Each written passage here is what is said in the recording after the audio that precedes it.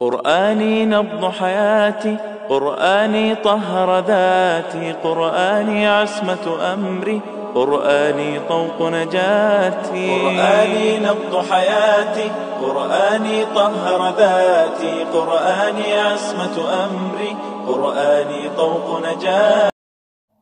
اعوذ باللہ من الشیطان الرجیم، بسم اللہ الرحمن الرحیم.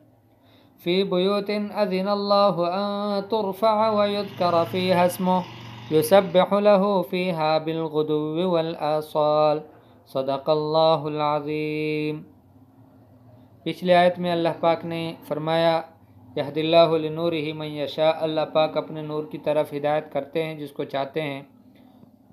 تو گویا اس آیت میں اللہ پاک اس نور سے متعلق بیان فرما رہے ہیں.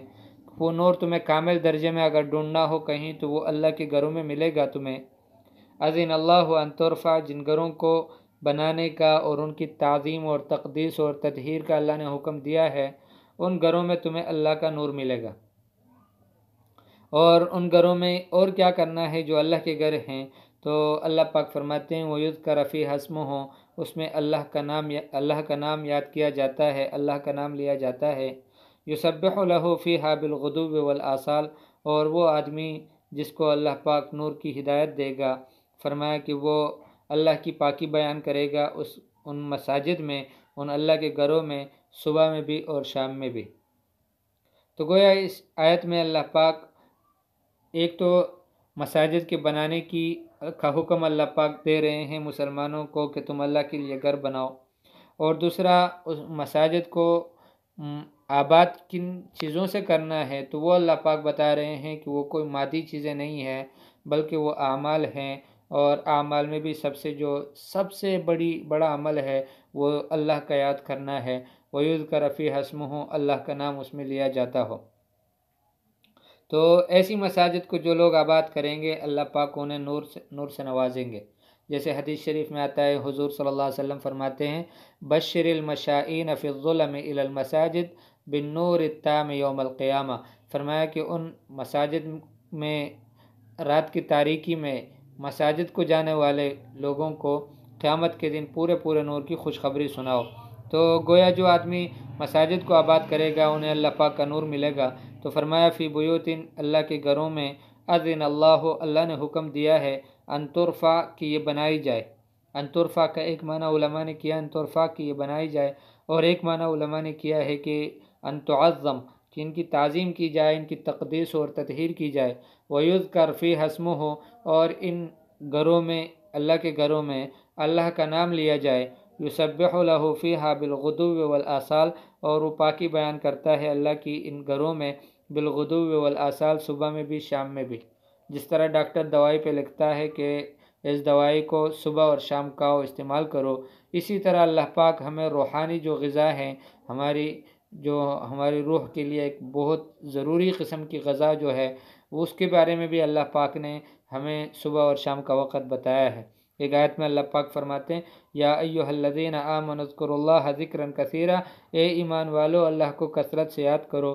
وسبحوہ بکرۃ واصیلا، اور اللہ پاک کی تسبیح صبح میں بھی اور شام میں بھی بیان کرو. اور قرآن میں مختلف انداز سے اور مختلف طریقوں سے اللہ پاک نے صبح اور شام کے اوقات میں خصوصی اللہ کو یاد کرنے کا ہمیں حکم دیا ہے. رجال لا تلہیہم تجارۃ ولا بیع، کچھ لوگوں کے اللہ پاک صفت بیان کر رہے ہیں، ان کی تعریف کر رہے ہیں کہ کچھ جوان ہیں، مرد ہیں، ایسے ہیں کہ ان کو تجارت اور بیع اللہ کے ذکر سے اور نماز قائم کرنے سے، زکوٰۃ ادا کرنے سے غفلت میں نہیں ڈالتا. اگر وہ بازار میں بیٹھا ہوا ہے، دکان چلا رہا ہے، کاروبار کر رہا ہے، لیکن جو ہیں اللہ پاک نماز کا وقت ہو جائے گا اور اسی طرح زکوٰۃ ادا کرنے کا وقت آئے گا یا مختلف موقعوں پہ اب ان کو اللہ پاک یاد رہتا ہے. اور فرمایا کہ ان کو صرف اللہ پاک کی یاد ہی نہیں ہوتی بلکہ وہ قیامت والا دن بھی ان کے سامنے مستحضر رہتا ہے. ایسے دن سے ڈرتے ہیں کہ جس دن میں بہت سارے دل اور بہت ساری آنکھیں الٹ جائے گی. تو فرمایا کہ ایسے لوگوں کی اللہ نے تعریف کی ہے. اس سے کون مراد ہے؟ تو ظاہر ہے کہ جن میں اللہ نے یہ صفات رکھے ہوں قیامت تک کے لیے وہ سب مراد ہیں. لیکن عبداللہ ابن مسعود رضی اللہ تعالیٰ عنہ کا گزر ایک دفعہ ایک بازار پر ہوا. مدینہ منورہ کی ایک بازار تھی جس میں بہت سارے لوگ کاروبار میں مشغول تھے، لیکن جو ہی اذان کی آواز ان لوگوں نے سنی، صحابہ کرام رضی اللہ تعالیٰ عنہ تھے، تو فوراً اپنی دکانوں کو کھلا چھوڑ کر اور مسجد میں نماز پڑھنے کے لیے چلے گئے، تشریف لے گئے۔ حضرت عبداللہ بن مسعود رضی اللہ تعالیٰ عنہ نے فرمایا کہ ان لوگوں کے بارے میں یہ آیت اتری ہے، رجال لا تلہیہم تجارت ولا بیع۔ اور حضرت عبداللہ بن مسعود رضی اللہ تعالیٰ عنہ قسم کھا کر فرماتے تھے کہ اللہ کی قسم، یہ صحابہ رضی اللہ تعالیٰ عنہم اور یہ لوگ فرمائے یہ تاجر تھے، مگر ان کی تجارت نے ان کو غفلت میں نہیں ڈالا، نماز قائم کرنے سے، زکوٰۃ ادا کرنے سے، اللہ کی ذکر سے۔ تو گویا یہ صحابہ رضی اللہ تعالیٰ عنہم کو اللہ پاک نے کامل طور پر یہ صفت نصیب فرمائی تھی۔ تو فرمائے رجال، ایسے لوگ ہوں گے، لا تلہیہم تجارت ولا بیع، کہ انہیں غفلت میں نہیں ڈالتا، غافل نہیں کرتا، تجارت ولا بیع، اور نہ خریدنا فروخت کرنا، عن ذکر اللہ، اللہ کی یاد سے، و اقام الصلاۃ، اور نماز قائم کرنے سے، و ایتاء الزکوٰۃ، اور زکوٰۃ ادا کرنے سے، یخافون یوما تتقلب فیہ القلوب والابصار، ڈرتے ہیں اس دن سے کہ الٹ جائیں گی اس دن میں القلوب والابصار، دل اور آنکھیں، بہت سارے لوگوں کے دل اور آنکھیں الٹی رہے گی۔ تو فرمایا ایسا خوفناک اور اندوہناک دن سے ان کو خوف ہے۔ لیجزیہم اللہ احسن ما عملوا، اللہ پاک ان کو بدلہ دے گا، احسن ما عملوا، بہترین بدلہ جو انہوں نے اعمال کیے، جو اعمال انہوں نے کیے دنیا میں، ان اعمال کا اللہ پاک ان کو بہترین بدلہ دے گا، ویزیدہم من فضلہ، اور اپنے فضل میں سے انہیں زیادہ بھی دے گا۔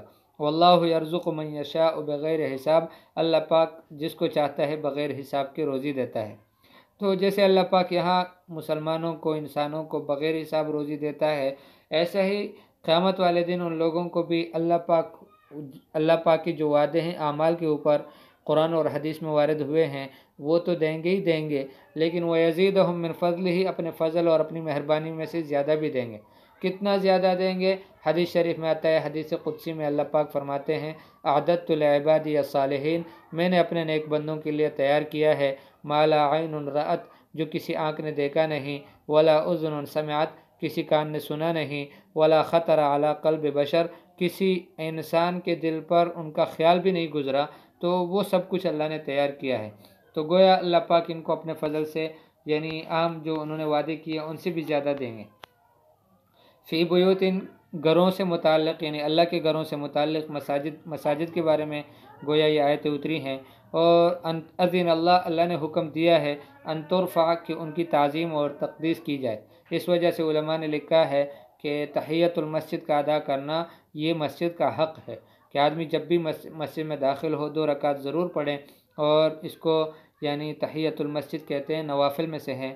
اور فرمایا کہ جس کو موقع نہ ہو یا وقت کم ہو تو وہ ایسا کریں کہ نماز میں ہی نیت کر لیں، سنتیں پڑھ رہا ہے تو سنت میں نیت کر لیں، اور فرض پڑھ رہا ہے تو فرض میں بھی نیت کر سکتا ہے کہ میں تحیۃ المسجد ادا کر رہا ہوں، یعنی فرض بھی ادا کر رہا ہوں، ساتھ ساتھ یہ تدخل فی العبادت میں سے ہیں، یہ کہ ایک عبادت میں بہت ساری عبادتوں کا تدخل، یہ علماء کے ہاں ایک مسئلہ ہے جو ہماری فقہ کی کتابوں میں موجود ہے۔